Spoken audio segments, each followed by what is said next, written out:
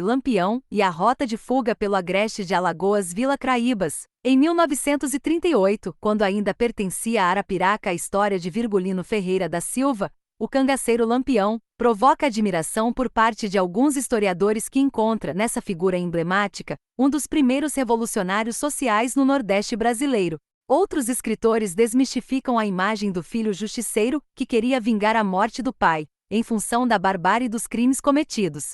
Herói ou bandido, a história de Lampião, que liderou o cangaço durante 2 décadas, também teve o seu registro no agreste de Alagoas. Para saber detalhes sobre a passagem do cangaceiro e seu bando nessa região, fomos até Craíbas conversar com o funcionário público Silva Oliveira. Há alguns anos ele vem colhendo depoimento com os familiares dos primeiros moradores da antiga Vila Craíbas, que pertencia ao município de Arapiraca, para obter informações sobre a passagem de Lampião e seu bando pela região.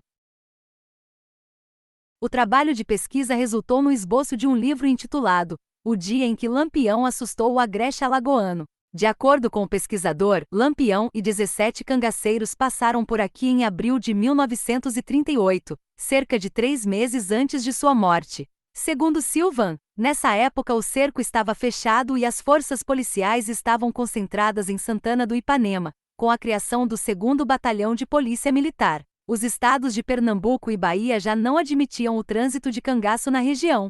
Virgulino estava escondido na fazenda do coronel Antônio Cacheira, em Gararuci, quando resolveu ir a Piranhas ao encontrar-se com o cangaceiro Corisco por 2 motivos: tramar a morte do tenente Zé Rufino e em seguida abandonar o cangaço, refugiando-se com Maria Bonita no estado de Goiás. Ainda de acordo com o pesquisador, a rota de fuga foi iniciada atravessando o rio São Francisco em Traipu.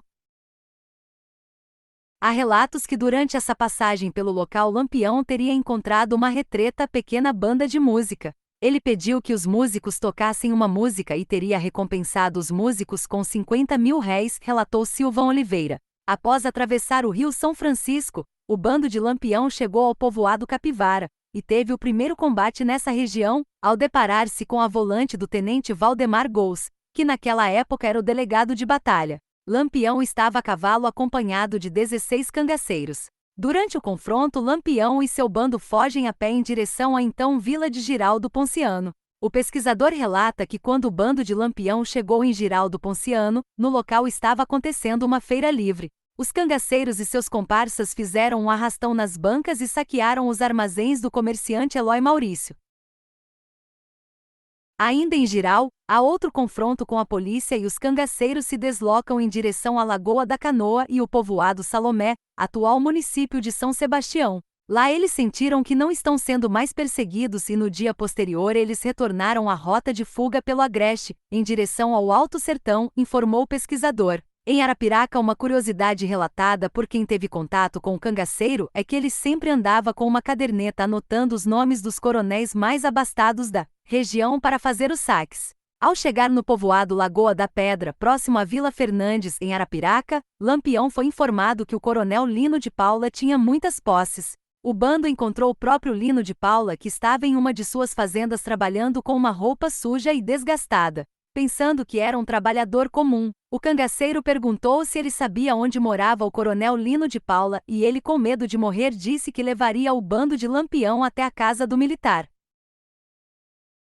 Durante o percurso, Lino de Paula, com medo que Lampião descobrisse sua verdadeira identidade, pediu ao chefe do cangaço para ir até o meio do mato defecar, pois estava com dor de barriga. Lino de Paula aproveitou essa oportunidade e fugiu pela vegetação, enganando Lampião e seu bando. A notícia de que Lampião estava em Arapiraca se espalhou, e segundo o pesquisador, muitos moradores dos bairros Baixa Grande, Cavaco e Baixão deixaram suas casas e dormiram no mato com medo que Lampião chegasse durante a noite para saquear as casas. Outros foram se abrigar nas residências de parentes no centro do município, onde o cangaceiro não chegaria com medo da ação da polícia. A próxima parada de Lampião e seu bando no município de Arapiraca se deu na Vila Canaã, onde cometeu alguns saques.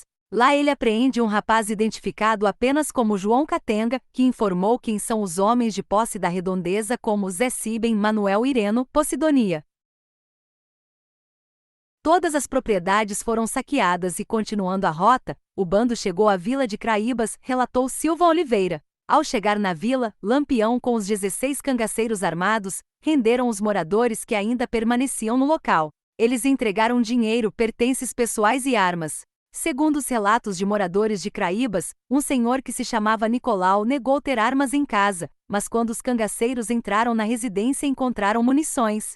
Por ter mentido para Lampião, Nicolau foi amarrado em um cavalo e arrastado até a lagoa da vila para ser sangrado. Segundo Silva Oliveira, nesse dia que Lampião esteve na Vila Craíbas, seria celebrado um casamento. Quando o padre Epitácio estava a caminho, foi avisado que Lampião estava saqueando os moradores. Ele rapidamente retornou a Arapiraca e avisou a 3 volantes do tenente Porfírio sobre o bando. No momento que Lampião e os cangaceiros iriam executar Nicolau à beira da lagoa, os policiais chegaram atirando e os disparos de armas de fogo assustaram o bando de Lampião, que fugiu sem executar ninguém. Um fato curioso nesse dia do casamento é que a casa do sanfoneiro que iria tocar no casamento está situada na praça onde Lampião rendeu os moradores. Com medo de ter o seu principal instrumento de trabalho roubado pelos cangaceiros, Artêmio, como era conhecido o músico, escondeu a sanfona dentro de um saco de farinha. Até os dias de hoje a casa, situada no centro comercial de Craíbas, permanece com as mesmas características da década de 30. Devido a questões de herança, o imóvel não pode ser vendido, pois está em processo judicial. Tanto a fachada quanto todo o interior permanece com a mesma estrutura de quando Lampião passou pela região, revelou Silva Oliveira. 3 meses após essa passagem por Arapiraca, Craíbas, no dia 28 de julho de 1938, Lampião, Maria Bonita e seu bando sofreram uma emboscada e foram assassinados na grota em Angicos, em Poço Redondo, Sergipe. Suas cabeças foram expostas em várias cidades como troféus. Essa parte da história tem uma ligação muito pessoal com o pesquisador Silva Oliveira. Após a exposição das cabeças nas escadarias do município de Piranhasal, os policiais seguiram para Água Branca, Mata Grande e Santana do Ipanema. Nessa época minha mãe, Jaci Oliveira Santos, tinha 6 anos e morava em Mata Grande. A casa dos pais dela era próxima à delegacia da cidade e quando os caminhões da polícia chegaram com as cabeças dos cangaceiros foi um alvoroço só. Centenas de pessoas, entre crianças e adultos, lotaram a praça para ver os troféus exibidos pela polícia. Mesmo com apenas 6 anos de idade, minha mãe até hoje nunca se esqueceu daquela imagem de cabeças cortadas em cima do caminhão, finalizou Silva Oliveira.